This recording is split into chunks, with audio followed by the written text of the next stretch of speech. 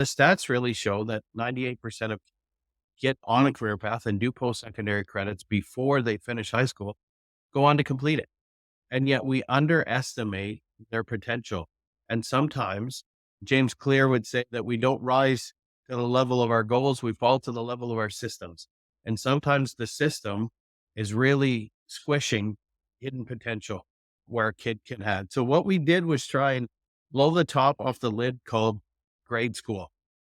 And philosophy that grade school is really a system based on perfection, but also based on somebody else's score of perfection. And we also know that's the work of Adam Grant. And we also know that if that was the case, people like Steph Curry would have never made the NBA. He never got a scholarship to post secondary. So how could we create a system where our kids wouldn't have to leave? We lose them to the cities and we lose them to different sort of ideals that don't exist in the North, especially some that exist in the South, but prepare them for the career that they're passionate about. So how could we create pathways in which kids could spend half of their day in core classes and the other half in their career?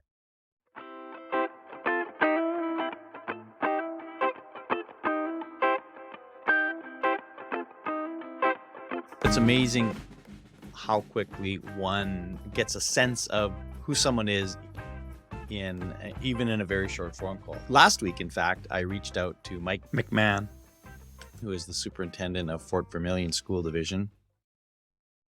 And we talked about what we could talk about during this podcast. And Mike immediately jumped into how excited he is for the upcoming shift, if you will, transformation around career pathways for his students, and not just his high school students, although that's where the focus is, just their K-12 look at how they can quickly engage kids in a different way of thinking about school. And he talks about, as you heard in that one, the challenges of grade school the way it is, and just how he is really working to, and I hate using the word sometimes, transform, because people use it pretty loosely, but he really is trying to transform what education looks like and giving his kids the best opportunity to have a successful and meaningful life. Just a very clear goal that he has. And so our conversation was full of passion and full of excitement to do things differently. And once again, learning how the North is different. And Mike has a really interesting take, just a variation on how the North is different. And really often comes down to, we in the South sometimes think that we're helping them because they are, in many cases, they don't have the resources. They're in isolated places. And so I think we have this tendency to come in and want to fix. And he said, that's not the approach that we need to be taking. They're just fine with the way they live their life, and they do need support just like we all do, but not in the ways that we might think. And so just my continued understanding about how the North is different. I also would just really recommend you think deeply about what Mike is proposing here. And this is something that's happening across the province of Alberta, that you do reach out to him and get more information about it. Because I think what he is launching here is very exciting and very innovative, and something that I think is long overdue for our schools. Great conversation today with Mike McMahon, Superintendent of Fort Vermilion School Division in Northern Alberta.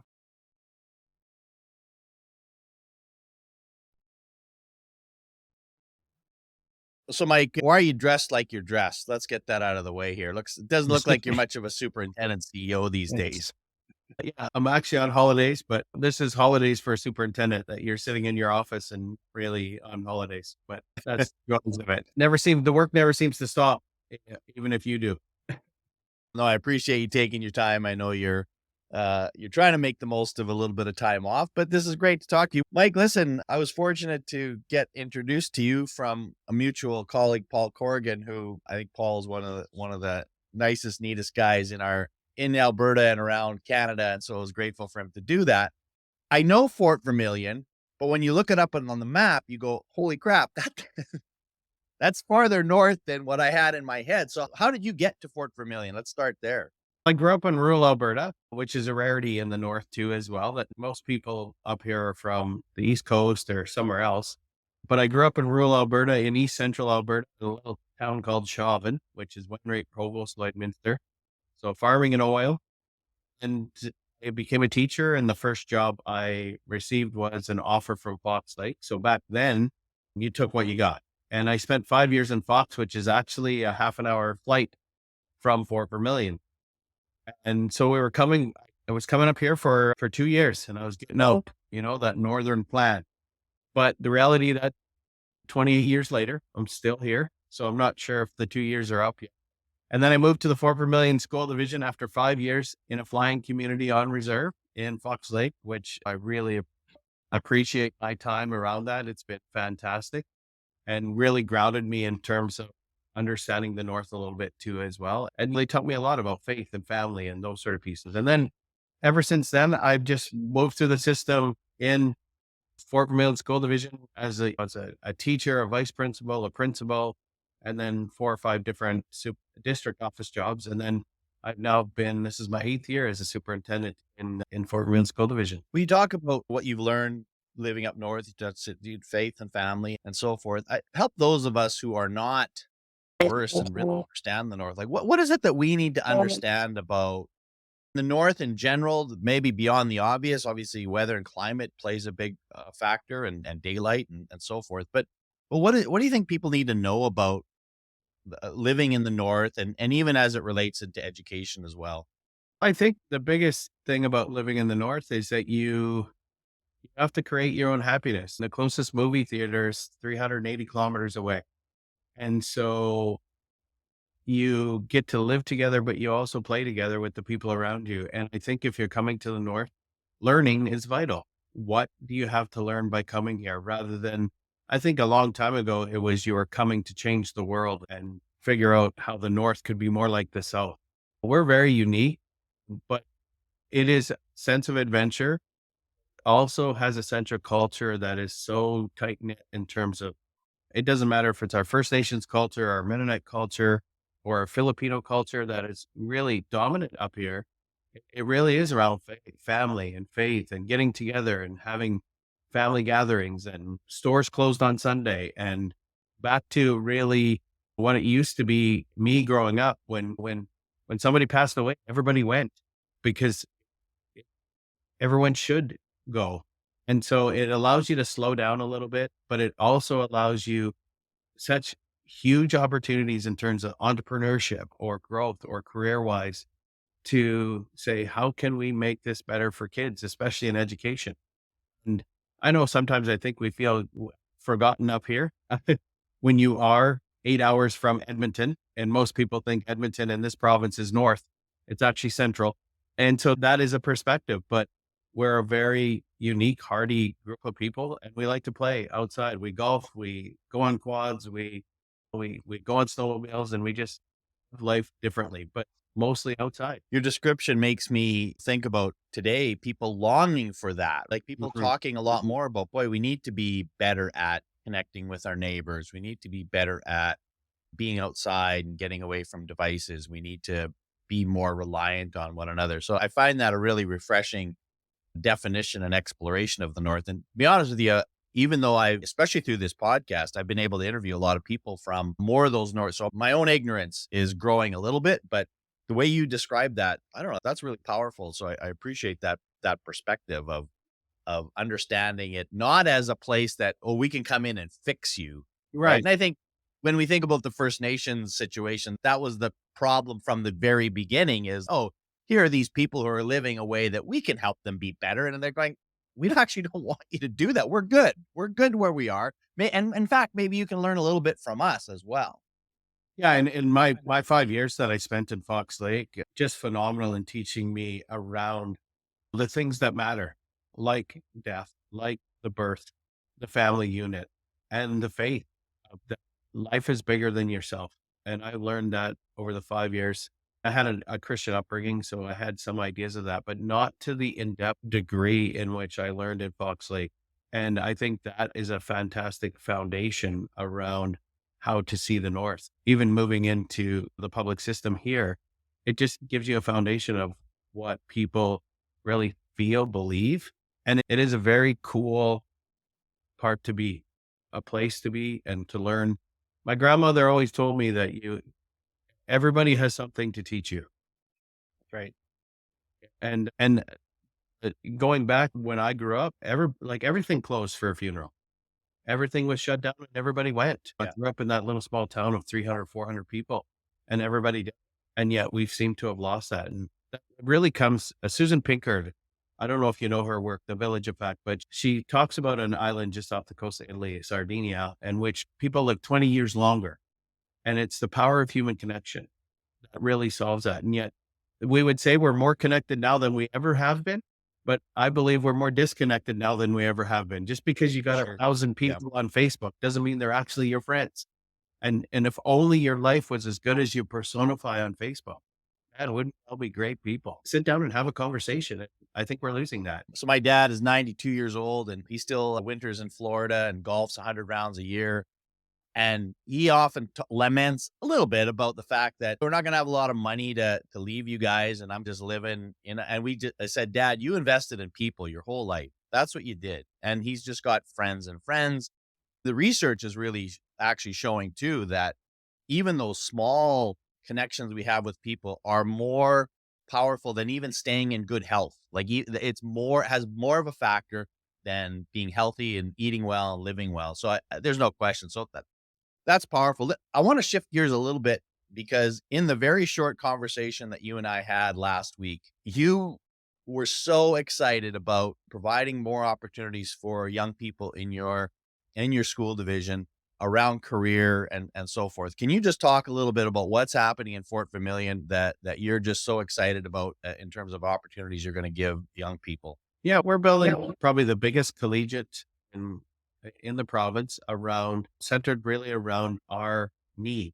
And so we did a full analysis of our region, and currently we have 1,026 jobs sit because we don't have the skilled labor. That's everything from journeyman people to teachers to nurses to psychologists, you name it, court workers, social workers, you name it. And so the government put on a proposal to go after what's called the collegiate model, which is basically how do we get kids on a career path before they leave high school? And the stats really show that 98% of kids get on a career path and do post-secondary credits before they finish high school, go on to complete it. And yet we underestimate their potential. And sometimes James Clear would say that we don't rise to the level of our goals, we fall to the level of our systems. And sometimes the system is really squishing hidden potential where a kid can have. So what we did was try and blow the top off the lid called grade school. And the philosophy that grade school is really a system based on perfection, but also based on somebody else's score of perfection. And we also know that's the work of Adam Grant. And we also know that if that was the case, people like Steph Curry would have never made the NBA. He never got a scholarship to post-secondary. Not only does he go on to destroy the 3-point game in 759 games, I think, every time he goes up in the air, 43 times out of 100, it drops. So how could we create a system where our kids wouldn't have to leave? Because sometimes when they leave, we lose them to the cities and we lose them to different sort of ideals that don't exist in the North, especially some that exist in the South, but prepare them for the career that they're passionate about. So how could we create pathways in which kids could spend half of their day in core classes and the other half in their career? So half of their day, some academic kids spend 3/4 in the core and then a quarter in their career. And those kids, we've always provided a system, go to universities, doctors, those sort of things.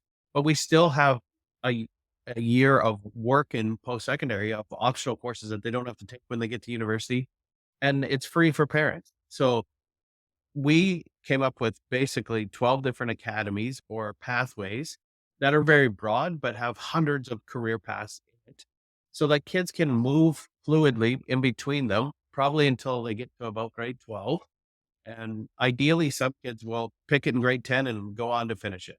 And, and that is really the premise around what we've tried to do for kids is getting them exposed to careers. So in K-6, we have the 12 academies. We expose those kids in K-6 in all 12 academies. So 12 to a year, they get to figure out I like this. I don't like this. So it's really around purposeful play. So rather than sending them outside for recess for 15 minutes and hope nobody cries, how can we do that better? How do we get purposeful play around, hey, we're learning this. What about what career would that be? And then in 7, 8, 9, we intensely go through those 12 streams again, 12 academies again. And then by grade 10, hopefully they pick 2 or 3 that they're very passionate about and interested. And then they spend half of their core credit, half of their credits, which in Alberta, you need 40 optional credits to graduate, but it's in their career path that they're passionate about. And kids will switch in between some, and others will stay focused and say, you know what, I want to be a journeyman carpenter. So some of the ideas that we're after right now, or in what we're doing right now, like we're currently building, we have a housing shortage, like everybody else.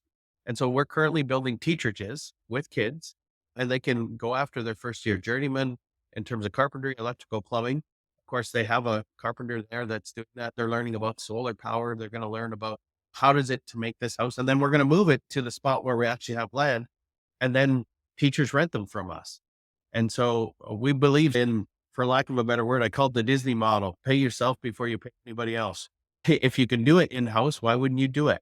And kids are also getting credits within that. We have a full education program that if a child wants to get into their ed degree, it's fully funded for the whole 4 years. They don't pay. And that we're Yeah. trying to generate enough business in some of the things that we have that moves that forward. We have a coffee roasting business, and with our kids that need to acquire skills just to carry out a job, they roast the coffee, but our business administration actually balance the books for the business to move it forward. We have social work, unit clerks in terms of health. We have LPNs, we have HCAs. Basically, my dad joke is we have everything except a mortician, but no one's died to get into that work. And probably if a kid wanted to do that, we would probably do that too as well. How do we provide pathways for every kid, no matter what they're passionate about, to ex- we're calling it getting edge on your career. So in K to 6, you explore. In 7, 8, 9, you develop. In 10, 11, 12, you grow. And also in 10, 11, 12, because we also are keeping them hopefully for year 13 and 14, because in Alberta, you can actually stay in high school for 5 years. You experience your career, whether that's through career internships or whether that's through working in a job, but also going to post-secondary at the same time. We call it getting the edge on your career. And our goal is that every child that is capable receives post-secondary credits or credits from a credentialed outfit. For example, we are building a flight school where kids can actually get their PPL before they leave us. That's a $20,000 hit to get started, but they'll do ground school. We have a ton of simulation around heavy duty equipment and airplanes and those sort of things, where we have 2 sim rooms where kids can actually go and play. And then we put them on real equipment. So if you want to be a forester and you're using a processor, you're going to have some things you have to be successful with in terms of on the simulator. And then we're actually going to put you in a real processor. Go cut a tree down. Let's see how this works. And that is getting kids successful out the gate, but also trying to build what the North believes is this is home. You are bigger than the world is bigger than you. And then you have something to contribute back to your community other than just collecting a wage, which is something the North prides itself on. And we try and instill in the kids on the softer side of the development in the collegiate. Wow, that's powerful. And I know this is this is a sort of officially launching in 24-25 school year. Yeah, we were supposed to start in 24, 25, but right now we have 39 kids in post-secondary. So we cheated a little. We're just like, you know what? We have a deadline, but we're going to go anyway. Right now, for example, we have adults and kids working alongside each other in their first year of heavy duty equipment. So we have 4 adults and 8 kids, and a partnership with 6 different post-secondaries, but they're doing their first year journeyman and heavy duty equipment. Nice, nice. You must have pretty strong partnerships then outside of school in order to make all of this function. So there's got to be a lot of work in fostering that and getting buy-in from the larger community and industry to support this. There definitely is. We have probably over 300 businesses that were behind us to say, let's do this, because you know what? We're all looking for workers. And I always say it took us 2 years to get into COVID. It'll take us a decade to get out of it, in terms of how do we make sure that people are okay to get back into the workforce and work? Because finding workers is not simplistic. It's not that we don't have enough people in this country. And we see Alberta received over 200,000 immigrants this year. We have people, but are they trained and skilled to carry on that work? And that's a big shift. Yeah. Yeah. No, that's so powerful. Again, I get congratulate you and the province for kind of investing in this and thinking about this. And I know again, other it's not that nobody else has dabbled in this, but this sounds like one of the more intentional work. And again, when you talk about academies, we've had sports academies Yeah. all around, lots of places like that, which that's great. At the same time, if you've got a hockey academy, that is such a small percentage of those kids that will ever have an opportunity to have a career in hockey. And again, I'm not discounting that as an opportunity, but what you're talking about has pretty close real world potential for them to Yeah. find a path. And even if they don't find that specific path, those skills that they're developing are probably highly transferable to lots of industries as well. And right now we get them to go through a diploma and have a whole bunch of smatterings of different options and then expect by the time they turn 18, they know what to do with their life. We have Yeah. to be much more strategic and focused. And we do have a hockey academy and it's great for kids in terms of, Yeah. but I told the person that is running it, I said, I've got the team uniform already. It says, welcome to the Fort Vermilion School Division Hockey Academy. And on the back, it says, you're not making the NHL because it's like we try and the chances of that is you probably got a better shot at winning Lotto Max than you do making the NHL. Like you have to be pretty talented, but yet we can still in our academies, our sports academies too, develop that youth to that team building and all of those and Right. their skills. But yeah, I agree. They both fit, but we focus so much there. We haven't really focused on careers and others are doing collegiates in the province. They're doing central sort of consortiums in the south and but none of them really are. We're the only ones probably looking K to 6 wise for sure on how do we get that before they get to junior high and senior high. And also how do we do it? Every kid in our jurisdiction, 4,011 have an opportunity to be in it rather than we only have 4 seats and we got 8,000 students. How do we get in there? This episode is brought to you by Advanced Learning Partnerships, also known as ALP. We are a professional learning consulting group that serves communities across North America. We are partners, designers, and agents for change. You can learn more about the work we do at alplearn.com. And now back to the show. The other thing that we talked about on our call, and again, this brings to mind our mutual friend, Paul. Paul, in my work around Canada, we've done a lot of work in the wellness space. Specifically, Paul Corrigan has done some pretty amazing work in his district in paying attention. Alberta kind of has, I think, a little bit of a lead on that. It's part of the assurance work. You talked a little bit briefly, and I'd just love to dive in about how you've invested in wellness. And specifically, you mentioned a reduction in sub costs, which is something that is very intriguing for every single school district in Canada, because I don't know where it is now, but it's certainly post COVID, it just was skyrocketing. And so maybe talk a little bit about what you've done in that area and some of the success you've seen there. Yeah, so we have a huge team and always have had a huge team to support kids, but we haven't necessarily had anything in place for teachers. And so we actually worked with the local Alberta Teachers Association here, and the school division here spends annual money for anybody, any staff member, teacher, support staff, whatever, to have free counseling services. And we talk about it quite regularly in terms of that it's okay. I always say, so basically it's free for them. They put part of it through their benefits and the other part the school division picks up as really the belief that happy teacher, happy classroom aspect, happy educational assistant, happy kids that they're working with them. But how do we often the education and you look into it and it's not getting any easy. The job's not getting easier, but it is definitely the stresses around the political whipsawing between governments and those sort of things has added a whole new dimension to being in this system. And so how do we ensure that everybody's okay? I've done a lot of work with Brene Brown, one of the Dare to Lead facilitators for her. And so I got to spend 10 days with her in Texas and she'll make you think about your stuff. There's no doubt about that. And if there's anything I learned from her is that there isn't anybody, I believe, on the planet that doesn't need somebody to talk to. And I explain it as a dentist uses dental floss A psychologist uses mental floss. You pay $200 an hour to talk to yourself. But the reality is sometimes you need to undo the cobwebs before you can think it through totally to get past that point.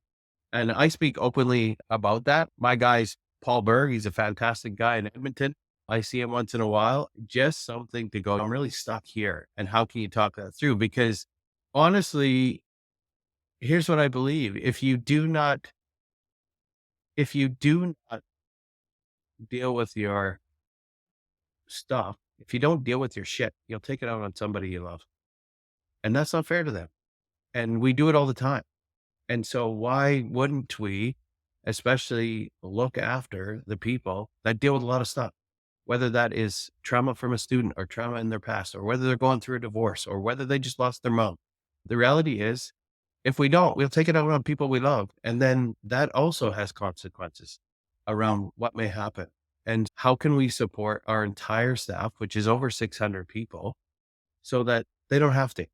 And that's been a big push for us. We have 2 psychologists that come in from outside. We fly them up. They come 3 times a month.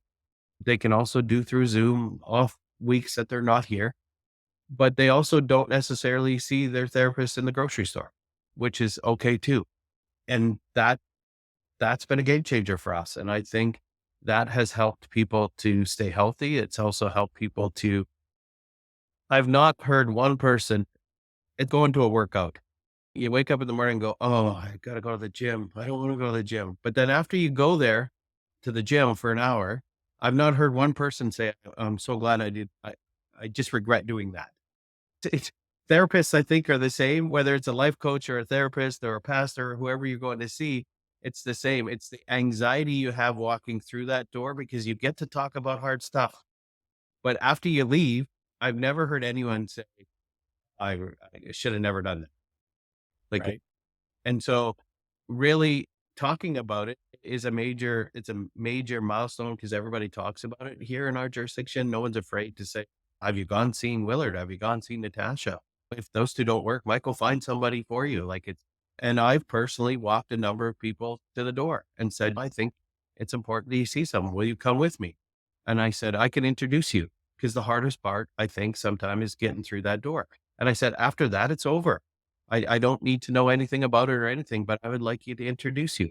And if it doesn't work, that's okay. But I think it could help. And that is being brave, or I would say it's being vulnerable, right? Emotional risk or risk, uncertainty, and emotional exposure. When you do those things, you never know what's going to happen. Somebody might tell you to go pound sand and the next person might think it's great. But in the end, I think as human beings, we have to look after each other. And more to get back to around that Susan Pinker work, I don't think we're doing it. When you see a friend or you see a colleague that's just struggling, why wouldn't we step in and say, hey, is there anything I can do to help? Like, what? We need to somehow bring humanity back into the game. Absolutely. And that speaks, what you share there, Mike, speaks to what I imagine is part of the culture in Fort Vermilion that you're trying to create. And that is right from the beginning when you talked about the North sort of vibe, if you will, is around people and the focus on that humanity. So all you're doing is just adding to that toolkit of how we can support one another. So And like kudos to you on that. a prime example of the North that probably doesn't happen very much in the South tomorrow. So last week, unfortunately, we lost an amazing man, a teacher for us. He was still teaching, was teaching halftime. And tomorrow, a bunch of us will show up at 8 in the morning and go dig the grave. And then we'll have the service at 1 o'clock and bury him. That I remember that tradition. I remember my father doing that. I remember my grandfather doing that. But as a community comes together to say goodbye, there's comfort in that. There's also therapy in that and those pieces where sometimes now I think the backhoe comes in, digs the hole, and we just leave it to the people that we paid thousands of dollars to Right. rather than do it ourselves. And I think therapeutically, for some people, it's very therapeutic to be a part of that process rather than to leave it up to somebody else. Look at the long-term care situation, same thing. If we look after our own people, like some Asian cultures, that happened during COVID, that I'm not going to put my parents in a home or I'm not going to put my grandparents in a home. And that sort of piece really builds a sense of culture that really I think is lost in a lot of places across this country. I agree. I agree. Yeah, that's for sure. Listen, you've been in you've been in leadership for a number of years now, and you've talked about a lot of the successes and things you're proud of. Is there a leadership challenge that you can think of that comes to mind? You think of that was a big learning for me where I either you struggled through it or just weren't quite sure how to handle it, but really helped you grow as a leader. So just looking for an example of a leadership challenge that you faced over your years. Yeah, probably. I believe I've been assigned this mountain to move it, not to sit on top of it. And probably the hardest way is the way I do lead, and it is a challenge. And that is that I treat every community differently. It's easy to sit in a leadership chair and paint everyone with the same brush. But the way I look at this success is, how do you want us to raise your child? And we have 15 different schools, and annually, I go to every school and I listen to parents and saying, and the question I really want to know, and the answer I really want to know is, how do you want us to raise your child? Because the reality is in public education, if you calculate the hours awake hours, we actually see children more than the parent. And so if we're not listening to parents on how that fundamentally want them to be raised, whether that's around a belief system or whether that is around reading and math are the two most important things on the planet for us. We want our kids to be able to do that. But I'm going to tell you that is probably the hardest way to do it, because the more you adhere and make things different, the more people want it the same. And the more you make it the same, the more they want it different. And the biggest challenge probably for me in the past little while was COVID, where we had some of our communities they didn't wear face masks, and nobody wore face masks, and our kids went to school every day and we never closed. And we saw great gains in terms of our literacy and numeracy. And we just got an exemption from the medical health officer and said, these communities want to do it differently. And yet on the other side, people were mad that they got to do it differently. But then as the COVID went on for way too long, and then there was more of, why can't we do what they're doing, and vice versa. And so probably the biggest challenge for me is, how do you balance individuality of a community and community norms that is definitely assigned in the TQS and the LQS and the SLQS, all leadership standard qualities that says you must do these things. How do you adhere to that when you have also politicians, both nationally and provincially, that are probably based on policy, getting into ideologies around what you should believe? And I've been stubborn enough to be grown up in rural Alberta that nobody gets to tell you what to believe. You get to decide that yourself. And so a balance between that and community, and the question I often get asked is, how can you be everything to all people? And my job allows me to see what the community wants and try and fulfill that. But that doesn't necessarily impact me.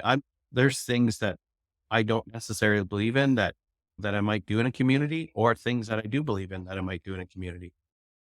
But I think that's my job. And my job is to change the system in a way that allows parents to have 100% voice in their child's education on how we raise them and teach them. And that is hard, because it's way easier not to do that. That's right. And Yeah. that's Yeah. a daily challenge. Sounds when you break it down that way, it does sound a lot like parenting, right? Like each of your children want to be treated the same but different, right? At the same time, I want to make sure I have all the things that sibling has, but also I want to do it my way. That is so trying to figure that out. I guess if you've been a parent, you know what you're talking about, except you're doing it on a much larger scale with much less autonomy in terms of the people that you serve. You're trying to empower them as much as possible, at the same time trying to steer a ship in somewhat of a similar direction. So that's definitely a challenge.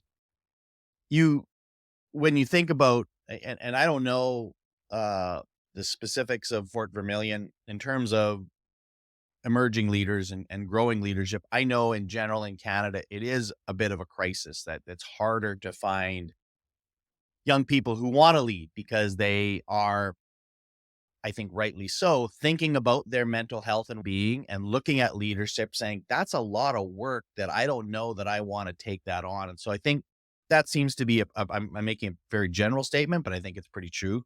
So In your situation, when you look at a young teacher, 25 years old, 30 years old, whatever, so they're just getting into the profession and you identify, hey, this person I think would make a good leader. What advice would you give them at this time to say, I know you're not there yet, but if you want to pursue a career in educational leadership, here's some things I would advise you to do. What would you say to them? Yeah, I think I have those conversations all the time because it's probably our second biggest problem. In 10 years, uh, nobody in this district office exists. And so how do you replace an entire central office in 10 years or less? You have to be looking at leadership in that 25 to 30 range to say, are you the next superintendent? Because I don't want to leave. I don't just want to walk out the door and say, too bad, your problem. I want to keep the system perpetuating. And somebody coming in to take the seat will do that much better. But if there's words of advice to young leaders is I always say the skill set you have will get you the job, but it won't keep you in it. So if you think you know what you're doing, like you do not understand our role until you have it. You just don't. I thought I knew what a superintendent was until I got the chair. And that's just, cool. No one told me this. So you have this perception in your mind of how it should be. And it's not even close. And so don't try and make an absolute out of what you think you're applying for. Fill it with aspiration to learn and develop yourself as a leader in terms of what do you need to learn. And the next thing is to surround you with people that don't agree with you. Adam Grant, his first book, Think Again, the power of knowing what you don't know. If you want to just surround yourself with a bunch of yes people that agree with you, you will not build a system that is diverse enough to take on challenges such as COVID or challenges such as pretty much anything, new curriculum, any of those. You need to have people that will push back against you, but also that understand the system that when you walk out the door, the decision's been made and everyone will agree to the decision and adhere to it. And it's okay to circle back when you screwed up and say, you know what? We got that wrong, man. Like we got that wrong. It's not working. Let's do something else. And let's just admit we screwed up. But Mhm. a lot of people are afraid as leaders to wear some egg on their face.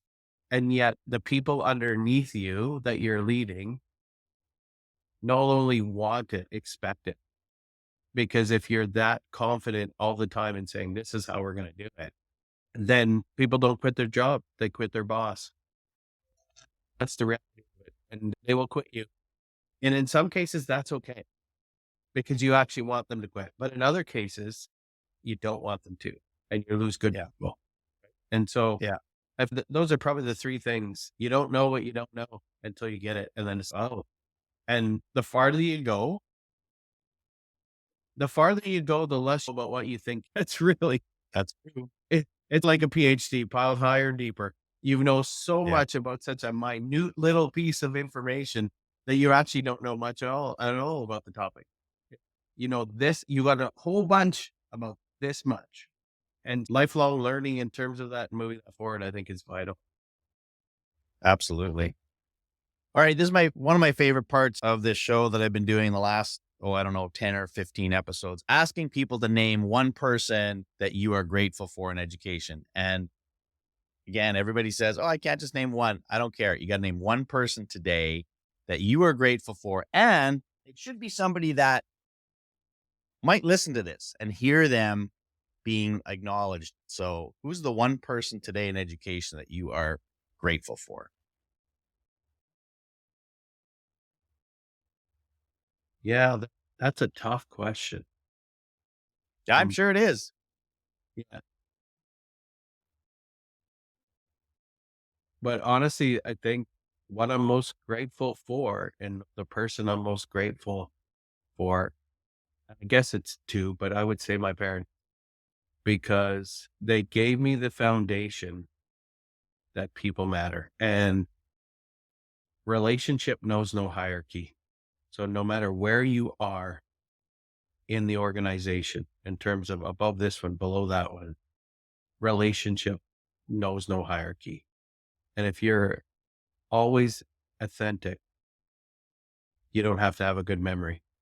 And if you're not, you have to have a very good memory, else you get caught all the time. So if you just be real, no matter how hard it is, that people will not like it at times because they didn't like what they heard, but they appreciate the fact that they never have to guess which way or what are you going to tell me next.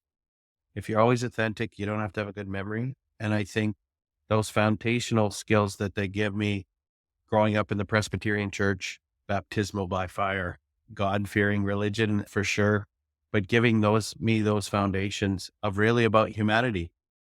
Everybody you meet has something to teach you, and everybody you meet has good in them.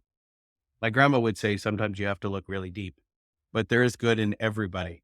And if you can make that connection, you will find it. Nice, nice. Okay, so as we wrap up, coming down to the our end of our time, I always like to finish with these three questions. What are you already mentioned several books and resources. So what are you currently either reading or listening to at the moment for learning? Like what Yeah. do you got on that? So I just learned about this a few days ago. So currently it's by Abigail Schreier, I think, Shirer. And it's called Bad Therapy: Why Kids Are Not Growing Up. And everyone talks about a mental health crisis and what we're doing. And it's just another perspective. I'm not saying that it's perfect, but it's another perspective that the me generation that we're raising, if we always just affirm what they want or what they believe, I'm not too sure where it will go. And so, as therapists, are we really challenging kids to grow and grow up? Or are we actually just affirming so that nobody has to do hard things? You hear a lot of words like my kid has depression or my kid has anxiety, and it has grown substantially. But I think the major issue around that is we've stopped letting them be kids and we're including them in adult problems. And we shouldn't. We just shouldn't. And so that's the book I'm listening to right now, which is to definitely I've been down the other give us more money. We're gonna solve this. We're gonna solve this. So it's not ours to solve. Mental health is an individual person's to solve. And how do we get the kids the tools to do that? And I think there's some aspects where we're doing some great things and other aspects where we are doing bad therapy.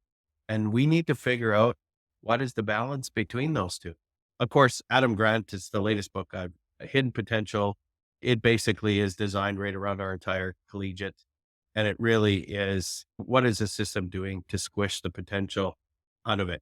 I'll give you a prime example. We have kids that we have math geniuses in our school that can show you a number of different ways, even in kindergarten, grade one, to do it. But what we do is kill it in a system and say, no, you got to do it this way.